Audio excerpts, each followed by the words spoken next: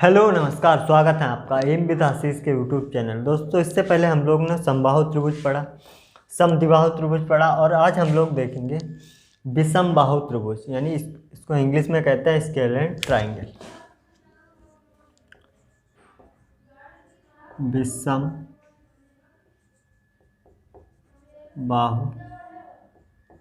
त्रिभुज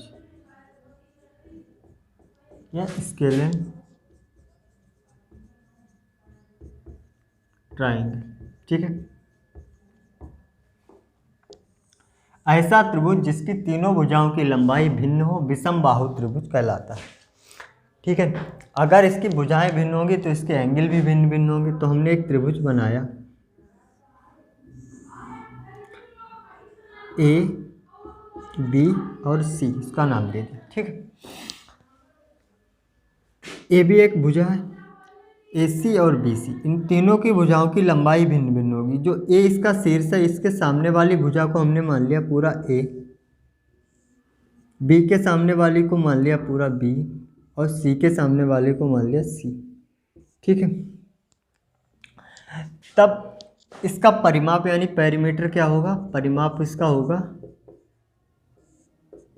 ए plus B plus सी होगा, ठीक। अगर हम इसको आधा कर दें, ए प्लस बी प्लस सी को आधा हम कर दें तो ये क्या होगा? इसका सेमी पेरीमीटर होगा, यानी अर्ध परिमाप होगा, ठीक है। अगर हम इसके क्षेत्रफल की बात करें तो इसका क्षेत्रफल होगा एस माइनस ए, यानी अर्ध परिमाप है। अर्ध परिमाप में से एक भुजा घटानी है और अर्ध परिमाप में से दूसरी एस माइनस बी और एस माइनस सी, ये इसका होगा क्षेत्रफल, ठीक। फिर हमने ये भुजा बी सी है और इसकी लंबाई ए है।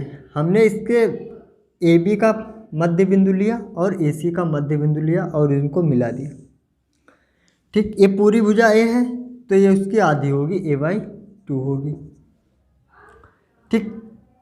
फिर हमने यहाँ पे एक पॉइंट ले लिया और ये भी बी सी का मध्य बिंदु है, इसको मिला दिया, ठीक। ये ए के सामने की a/2 है तो बी के सामने की b/2 होगी और सी के सामने की c/2 होगी। मतलब जो बड़ा त्रिभुज है उनकी जो भुजाओं की लंबाई है, जो अंदर वाला त्रिभुज बनेगा उनके भुजाओं की लंबाई उसकी आधी आधी होगी और जो उसके समांतर होगी। जैसे ये बी सी है, बी सी के समांतर होगी, इनको नाम देते हैं हमने पी क्यू आर। तो बी सी के समांतर होगी पी क्यू और ए बी के समांतर होगी, ए बी के समांतर होगी क्यू आर, ठीक। और ए सी के समांतर होगी, ए सी के समांतर होगी पी आर, ठीक। ये इनके समांतर भी होंगे और इनकी आधी आधी होंगी, ठीक है। अब हम इस पर एक क्वेश्चन कर रहे हैं और एक बात और बता दें कि जो ये त्रिभुज बटेगा ये चार भागों में बटेगा, 1 2 3 4, और ये चारों भुजाओं, चारों जो त्रिभुज होगा इनका एरिया जो होगा वो सबका समान होगा, ठीक है। चारों त्रिभुजों का एरिया जो होगा वो समान होगा, ठीक है। अब हम इस पर एक क्वेश्चन कर रहे हैं। अब ये प्रश्न देखिए, एक त्रिभुज है 12 सेंटीमीटर, 18 सेंटीमीटर तथा 26 सेंटीमीटर भुजा वाले त्रिभुज को तीनों भुजाओं के मध्य बिंदुओं को मिलाया गया। उसके ठीक बीच में बने त्रिभुज का क्षेत्रफल ज्ञात करें, ठीक। तो मैंने एक त्रिभुज बनाया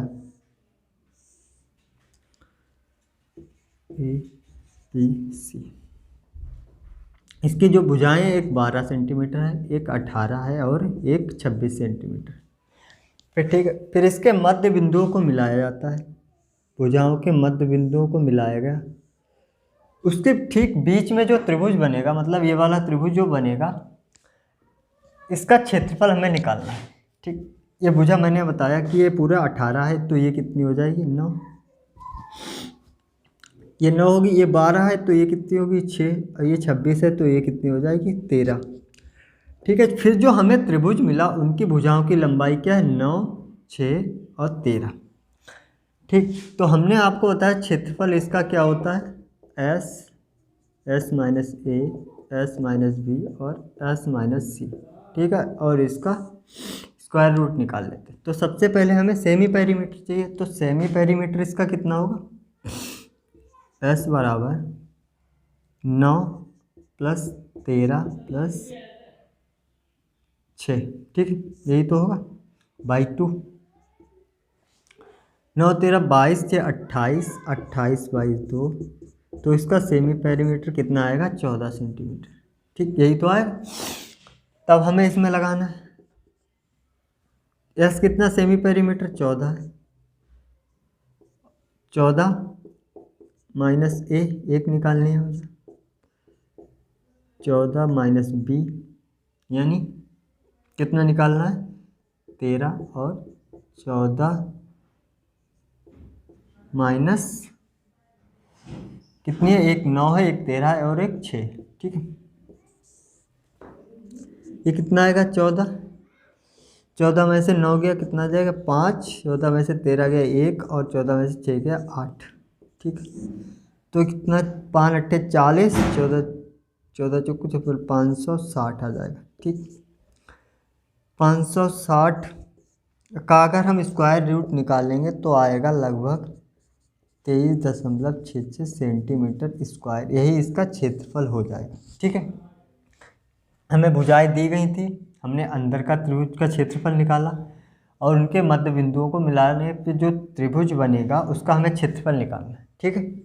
तो उसका क्षेत्रफल कितना है, 23.66 सेंटीमीटर स्क्वायर, ठीक है। एक और क्वेश्चन देख लेते हैं।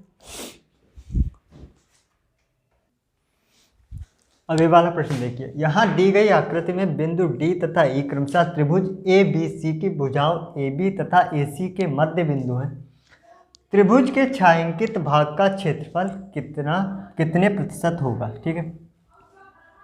त्रिभुज दिया गया है ए बी सी, और जो डी और ई है बिंदु, ये भुजाओं ए बी और ए सी के मध्य बिंदु हैं, ठीक। मैंने आपको बताया कि ये बी सी, इसका ये आधा होगा। अगर हम इसको यहाँ से मिला दें, इसके मध्य बिंदु को मिला दें बी सी के, तो यहाँ पे कितने, मैंने आपको बताया कि जब इनके मध्य बिंदुओं को मिला देते हैं तो जो इसमें 4 त्रिभुज बनते हैं, एक तो ये बनेगा, 2 3 और 4 बनेंगे त्रिभुज, ठीक है। और ये चारों त्रिभुज का एरिया जो होता है वो इक्वल होता है, ठीक है। तो इसमें 4, तो 3 त्रिभुज यहाँ तक बन जाएगा और एक त्रिभुज इधर बचेगा। तो यहाँ इसका जो एरिया होगा वो कितना होगा, पूरे का एरिया कितना होगा, 1, तो इतना एरिया कितना हो जाएगा, 3/4 हो जाएगा। कितना हो जाएगा, 3/4 होगा इसका एरिया, 3/4 होगा। हमें प्रतिशत में पूछता है, तो प्रतिशत में हम बनाने के लिए क्या करें, 100 से मल्टीप्लाई कर दें, तो कितना आ जाएगा, 25, और 25 दिया 75 हो जाएगा, ठीक है। यही इस क्वेश्चन का आंसर होगा। तो आज के लिए बस इतना ही, और आगे वाला जो वीडियो आएगा उसमें हम एक्यूट एंगल, ऑब्ट्यूज एंगल और राइट एंगल पढ़ेंगे, ठीक है।